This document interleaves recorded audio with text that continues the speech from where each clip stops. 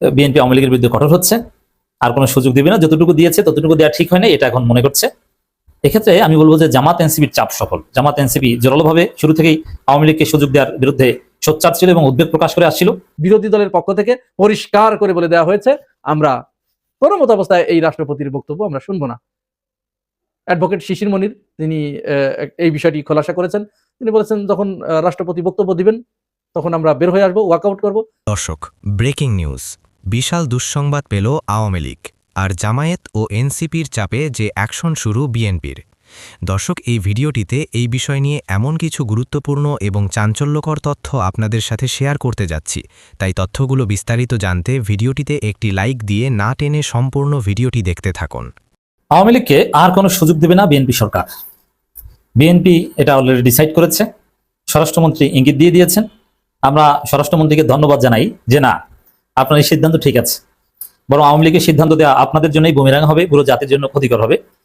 আওয়ামী লীগের উপর দমন পীড়ন, মিথ্যা মামলা এটা বিএনপি করেছে, এটা আমরা চাই না, কিন্তু আওয়ামী লীগকে রাজনৈতিকভাবে বৈধতা দেওয়ার চেষ্টা, অফিস খুলতে দেওয়ার চেষ্টা এবং সুনির্দিষ্ট অপরাধীদের জামিন দেয়া, এই কাজ করা যাবে না। তো এখন অবস্থা দৃষ্টি মনে হচ্ছে যে বিএনপি এই কাজ আর করবে না। বিএনপি আওয়ামী লীগের বিরুদ্ধে কঠোর হচ্ছে, আর কোনো সুযোগ দিবে না, যতটুকু দিয়েছে ততটুকু দেওয়া ঠিক হয়নি এটা এখন মনে করছে। এক্ষেত্রে আমি বলবো যে জামাত এনসিপির চাপ সফল। জামাত এনসিপি জোরালোভাবে শুরু থেকেই আওয়ামী লীগকে সুযোগ দেওয়ার বিরুদ্ধে সোচ্চার ছিল এবং উদ্বেগ প্রকাশ করে আসছিল, যার ফলে সরকারের উপর একটা চাপ প্রয়োগ করেছে। আর চাপের ফলাফল আমরা দেখতে পাচ্ছি যে বিএনপি সরকার এখন নড়ে চড়ে বসেছে। হ্যাঁ, আওয়ামী লীগ ধরছে তো ধরছেই। আপনারা জানেন যে শহীদ শরীফ ওসমান হাদির হত্যাকারীকে ধরেছে, শহীদ শরীফ ওসমান হাদির হত্যাকারীকে ধরছে। That is very significant. ভারতে গ্রেপ্তার হয়েছে। এখন ভারতে ধরেছে, এটা বিএনপি সরকারের ক্রেডিট আছে। বিএনপি সরকারের ক্রেডিট ছাড়া, তাদের চাপ ছাড়া ভারতে ওসমান হাদির খুনিদের ধরার কথা নয়, একদম স্পষ্ট ক্লিয়ার কথা। তো দর্শক, এই জায়গায় ভারতে আওয়ামী লীগের লোকজনকে ধরছে, যে মামলায় হোক না কেন ধরছে। দেশের ভিতরে প্রচুর আওয়ামী লীগ গ্রেপ্তার হচ্ছে। 7 মার্চের ভাষণ বাজানোর অভিযোগে গ্রেপ্তার করছে, ঘর থেকে ধরছে, যারা অফিস খুলছে তাদেরকে খুঁজে খুঁজে এখন ধরা হচ্ছে। সালাউদ্দিন আহমেদের বক্তব্য দেখেন স্বরাষ্ট্রমন্ত্রী, এখান থেকে স্পষ্ট সন্ত্রাস বিরোধী আইনে যাদের কার্যক্রম নিষিদ্ধ রয়েছে, এর মানে ইউনূসের আমলে অনেক কিছুই মানে না। যেমন স্থানীয় সরকার নির্বাচন প্রতীকী হবে না নির্দলীয় হবে, এটা অনেক কিছুই মানে না, কিন্তু এটা নতুনভাবে সিদ্ধান্ত নিতে চায়। আর অনেক কিছুই মানে না। আপনারা দেখছেন জুলাই সনদে যে বাধ্যবাধকতা দেওয়া হয়েছে সংবিধান সংস্কার পরিষদের সদস্য হিসেবে শপথ নেয়ার, তাও মানছে না। তো এই জায়গায় আওয়ামী লীগ নিষিদ্ধের যে আইন, এটা মানছে। এটাকেও তো বলতে পারে যে এটা আমরা কোনো বিবেচনা করবো না, এটা খুব সুন্দরভাবে মানছে। ফের এটা মানতে বাধ্য, জামাত এনসিপির চাপ, এটা বিরোধী দলের চাপ। তো আওয়ামী লীগের কার্যক্রম নিষিদ্ধ রয়েছে, তারা বিভিন্ন সময় রাজনৈতিক কর্মসূচি পালনের ঘোষণা দিয়ে থাকে, তবে তাদের কর্মসূচি দৃশ্যমান কিছু দেখা যায় না। দু একটা বিচ্ছিন্ন ঘটনা ঘটছে, তবে পুলিশ ব্যবস্থা নিচ্ছে, ভবিষ্যৎও নেবে। তাহলে কি দ্বারা যে আওয়ামী লীগকে আর কোনো সুযোগ দেওয়া হবে না। এই যে অফিস খুলছেন, অথবা এই 7 মার্চ ভাষণ বাজানোর চেষ্টা, 16ই ডিসেম্বর পালন করার চেষ্টা করেন, আর 26শে মার্চ পালন করার চেষ্টা করেন। 26শে মার্চ কঠিন ডলা খাবে আওয়ামী লীগ, বিএনপি সরকার ডলবে, বিএনপির পুলিশ ডলবে। 26শে মার্চ কি করবে? এমনিতে আওয়ামী লীগ জনগণের সারা কোনোদিনই পাবে না, কিন্তু আওয়ামী লীগের নেতারা যে মিছিল করবে, যে কর্মসূচি পালন করবে, সেটারও সুযোগ আর হবে না। সেই জায়গাও ধরা খাবে, পুলিশ ধরবে। যারা অফিস খুলেছেন সব সিসিটিভি ফুটেজ পুলিশ সংরক্ষণ করেছে, এবং যারা অফিস খুলেছে তাদের বিরুদ্ধে ব্যবস্থা নেওয়া হচ্ছে। মজা না? এবং এই যে 7 মার্চ যারা নেমেছিলেন, এর আগে 21শে ফেব্রুয়ারি 2-1 জন যারা নামার চেষ্টা করেছিল, প্রত্যেককে খোঁজা হচ্ছে। ধানমন্ডি 32-এ যারাই যাওয়ার চেষ্টা করা হচ্ছে, প্রত্যেককে খুঁজে ধরা হচ্ছে, কোনো মাপ নেই।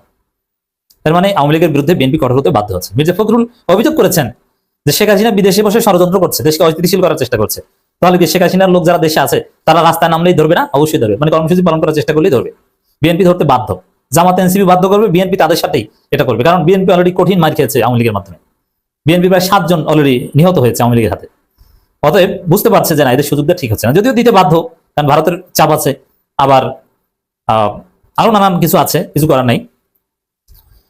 স্বরাষ্ট্রমন্ত্রী সালাউদ্দিন আহমেদ বলেছেন, স্বাধীনতা এবং জাতীয় দিবস উদযাপনের ক্ষেত্রে ঐতিহ্যগতভাবে আলোকসজ্জা করা হয়। এবার একটা গুরুত্বপূর্ণ সিদ্ধান্ত হয়েছে, উদ্ভূত পরিস্থিতি যাতে জ্বালানি সংকট না হয়, দৃশ্যতা সাধন করতে পারি, সেজন্য এবার দেশব্যাপী এই দিবস উপলক্ষে কোনো সাজসজ্জা করা হবে না।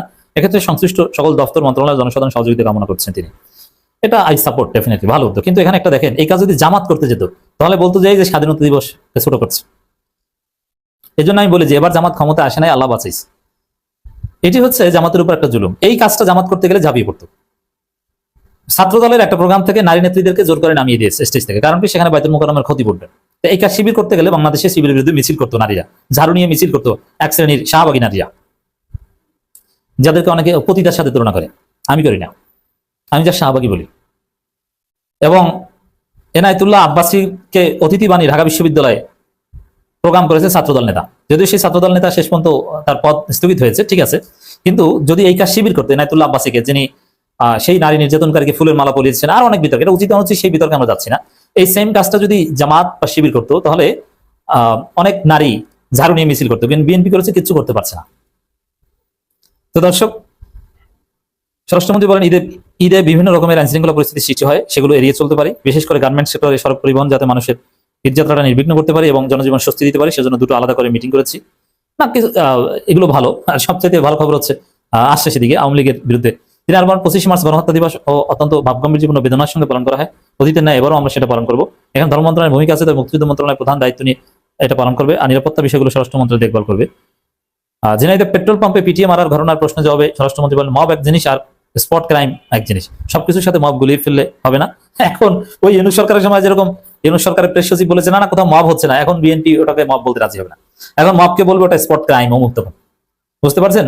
এই যে মব, এটা সরকারের বিরুদ্ধে একটা ন্যারেটিভ, এটা ইউনূস সরকারের বিরুদ্ধে ভারত চালু করে দিয়েছে, আওয়ামী লীগ মার্কেটিং করেছে, বিএনপি গ্রহণ করেছে, এখন বিএনপির বিরুদ্ধে ব্যবহার হচ্ছে। এখন এনসিপির ছেলেরা মব মব বলে, মজা না? এখন বিএনপি মজা বুঝছে, এখন তারা মবকে আলাদা করে স্পট ক্রাইম দিয়ে, মবের নাম দিয়েছে স্পট ক্রাইম এবং বিচ্ছিন্ন ঘটনা। 7 মার্চ ভাষণ প্রচার এবং প্রকাশ্যে ছাত্রলীগের কার্যক্রম সম্পর্কে প্রশ্ন জবাবে তিনি বলেন, সন্ত্রাস বিরোধী আইনে যাদের কার্যক্রম নিষিদ্ধ রয়েছে তারা বিভিন্ন সময় রাজনৈতিক কর্মসূচি পালনের ঘোষণা দিয়ে থাকে, তবে তাদের কর্মসূচি দৃশ্যমান কিছু দেখা যায় না। দু একটা বিচ্ছিন্ন ঘটনা ঘটেছে, তবে পুলিশ ব্যবস্থা নিচ্ছে, ভবিষ্যতে নিবে। এর মানে যে আওয়ামী লীগ আর কোনো সুযোগ পাবে না, অফিস খোলা হোক আর যা করা হোক প্রত্যেকে ধরা হবে। এখন আওয়ামী লীগের গুরুত্বপূর্ণ পদধারী যারা জামিন পেয়েছেন তাদেরকে আবার ধরা হবে, এবং জামিন তো একটা নির্দিষ্ট মেয়াদে দেওয়া হয়, ওই মেয়াদ শেষে অনেককে ওই সরাসরি আবার কারাগারে পাঠানো হবে, অনেকের জামিন বাতিল করে আবার ধরা হবে, অনেককে অন্য মামলায় ধরা হবে। নানা প্রকার নিপীড়ন, বৈধ নিপীড়ন আওয়ামী লীগের উপর আসছে বিএনপি সরকারের পক্ষ থেকে। তবে সামগ্রিকভাবে তারপরও পরিস্থিতি বিএনপি কাটিয়ে উঠতে পারবে না, কারণ বিএনপি অদূরদর্শী, বিএনপি পদে পদে ভুল করে তারপর অনুতপ্ত হয়।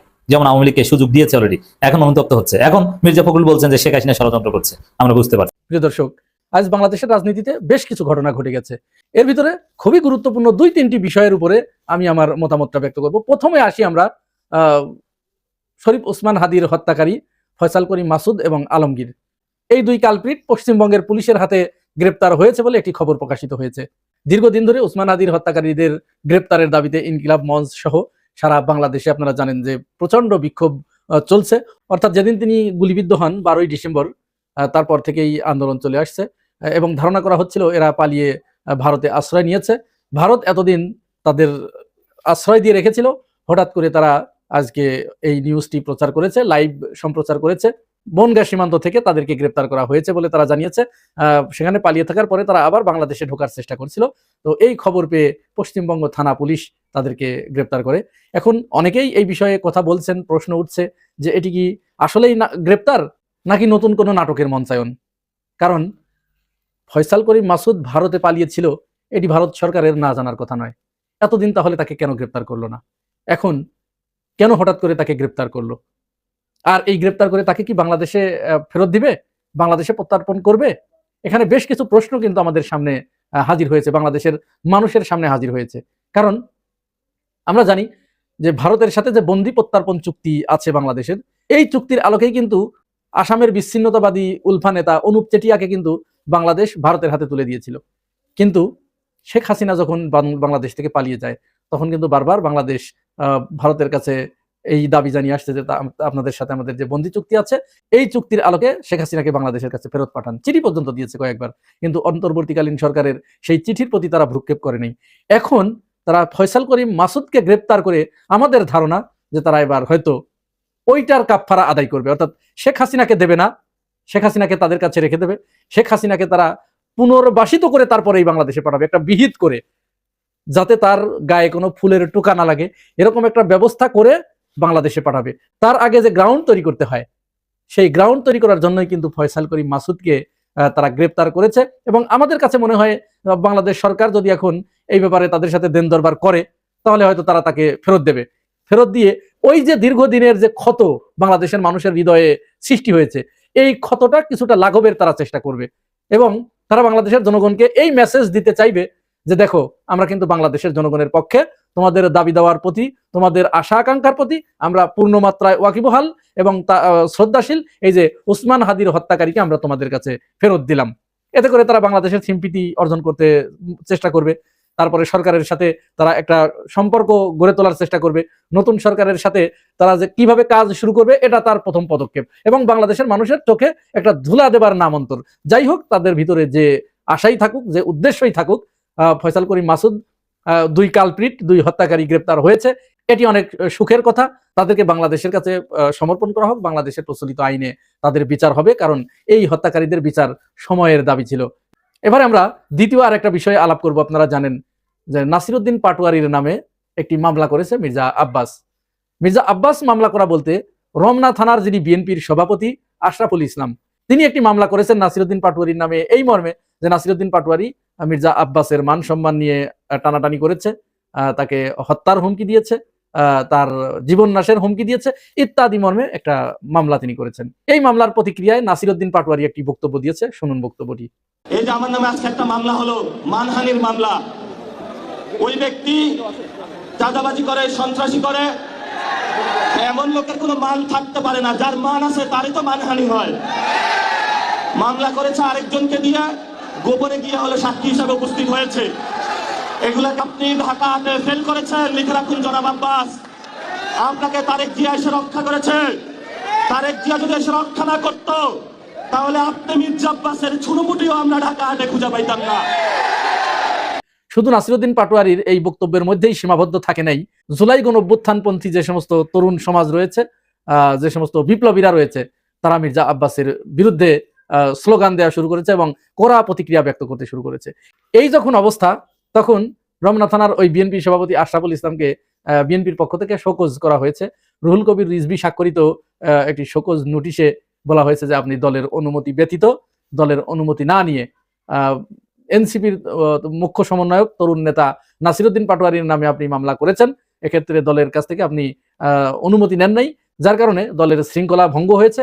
দলের শৃঙ্খলা ভঙ্গের দায়ে আপনার বিরুদ্ধে কেন শাস্তিমূলক ব্যবস্থা গ্রহণ করা হবে না, তা এই পত্র প্রাপ্তির 48 ঘন্টার ভিতরে বিএনপির দলীয় কার্যালয়ের, অর্থাৎ নয়াপল্টনের দলীয় কার্যালয়ে লিখিত জবাব দিতে বলা হয়েছে। এটি অবশ্যই একটি ভালো কাজ করেছে বিএনপি। এর জন্য অবশ্যই বিএনপি ধন্যবাদ পাবার উপযুক্ত। আমরা সরকারের সমালোচনা করব এবং ভালো কাজ যেগুলো আছে সেগুলো অবশ্যই আমরা তার প্রশংসা কিন্তু করতে হবে। কারণ বিগত শেখ হাসিনার সময়ে যে পদ্ধতিতে রাষ্ট্র পরিচালিত হয়েছে, ওই পদ্ধতিতে আর বাংলাদেশ পরিচালিত হোক, এটি আমরা চাই না। এবং বর্তমান যে প্রধান বিরোধী দল, তারাও কিন্তু এরকম একটা মেসেজ দিয়ে দিয়েছে যে রাজনীতিতে গুণগত একটা পরিবর্তন কিন্তু তারা আনতে চাচ্ছে।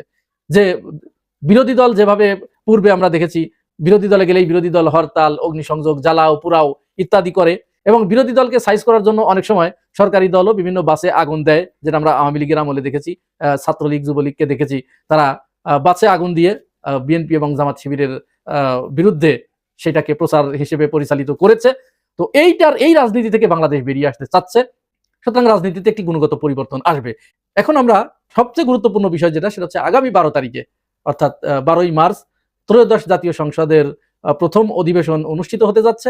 এই সংসদ অধিবেশনে জামাত ইসলাম কিন্তু খুবই গুরুত্বপূর্ণ একটি সিদ্ধান্ত নিয়েছে এবং বলা চলে এটা খুব সময় উপযোগী এবং যুগ উপযোগী একটা সিদ্ধান্ত নিয়েছে। সিদ্ধান্তটা হচ্ছে, আপনারা জানেন যে বিএনপি তো শুরুতেই গণভোট তারা মানতে চাচ্ছে না। জুলাই সনদে যে স্বাক্ষর করেছে, সেই স্বাক্ষরের কথা তারা এখন ভুলে গেছে। তারা সংবিধান সংস্কার পরিষদের ওই শপথ তারা গ্রহণ করে নাই। সব মিলে রাষ্ট্রপতি শাহাবুদ্দিন চুপ্পুকে তাদের এত পছন্দ হয়েছে যে তারা এই শাহাবুদ্দিন চুপ্পুর ভিতরেই তারা তাদের সবকিছু খুঁজে পেয়েছে। মির্জা ফখরুল ইসলাম আলমগীর দেখুন বলেছেন যে রাষ্ট্রপতির জন্য বিএনপির ভিতরে একাধিক লোকের নাম আছে, 2-3 জন আছে, তবে এত তাড়াতাড়ি কেন রাষ্ট্রপতি পরিবর্তনের কথা আপনারা বলছেন? এই রাষ্ট্রপতির মেয়াদ তো সংবিধান অনুযায়ী শেষ হয় নাই। মির্জা ভাই, সংবিধান অনুযায়ী তো অনেক কিছুই শেষ হয় নাই। সংবিধান অনুযায়ী শেখ হাসিনার মেয়াদও শেষ হয় নাই। সংবিধান অনুযায়ী 2026 সালে নির্বাচনের কোনো কথা ছিল না। এই আপনারা হঠাৎ করে যে সংবিধান দেশনেত্রী বেগম খালেদা জিয়া ছুঁড়ে ফেলতে চেয়েছিলেন, আপনারাও ছুঁড়ে ফেলতে চেয়েছিলেন, সেই সংবিধানের প্রতি এত গদগদ হয়ে গেলেন কেন, এটি বোঝার জন্য খুব বেশি রকেট সায়েন্স পড়া লাগে না, এটি আমরা বুঝি। যাই হোক, এই সংসদে বিএনপি যে পদক্ষেপগুলো নিয়েছিল জুলাই গণঅভ্যুত্থানকে পাশ কাটিয়ে যাবার এবং গণভোটকে পাশ কাটিয়ে যাবার, সংস্কার পরিষদকে পাশ কাটিয়ে যাবার, এবং তারা রাষ্ট্রপতি শাহাবুদ্দিন চুপ্পুকে দিয়েই জাতীয় সংসদে প্রথম তারা বক্তব্য দেওয়াবেন, তার বক্তব্য তারা বসে শুনবেন। অবশ্যই তাদের কাছে অমৃতের মতো লাগবে, তবে বিরোধী দলের পক্ষ থেকে পরিষ্কার করে বলে দেওয়া হয়েছে আমরা কোনো মতো অবস্থায় এই রাষ্ট্রপতির বক্তব্য আমরা শুনবো না। অ্যাডভোকেট শিশির মনির তিনি এই বিষয়টি খোলাসা করেছেন।